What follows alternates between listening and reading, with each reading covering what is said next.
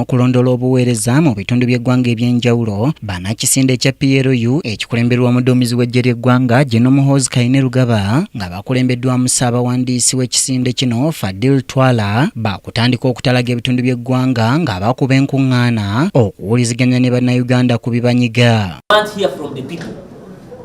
When we hear from the people, we register their complaints and then we tell respective ministries.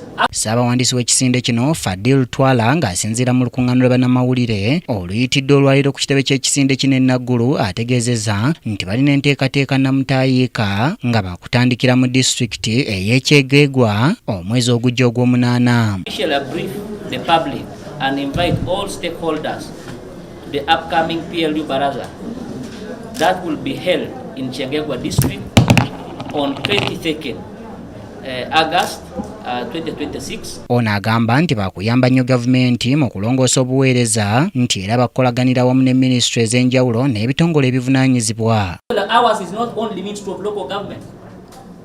We shall even go to different ministries if we get that the roads whom districts have been getting under. Omukwanaganya wa PLU mu bbendobendo lya Kyegegwa Kyalimpa Jovent alambuludde ku kigendererwa ky'enteekateeka eno. Listen to what they have to say, what government has done for them. Listen to what gaps they are trying to bring out in service delivery. Come and be part of this historic event.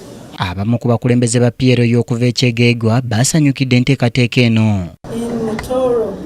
Sub-region has got a chance to hold this baraza this year in this Kisanja of Terminal mostly. We are hoping that premier baraza will yield a big impact that other people from other areas can emulate. So, Mary Namirimu yakusakidde eggwire lino ku lwa KTV Amalindira.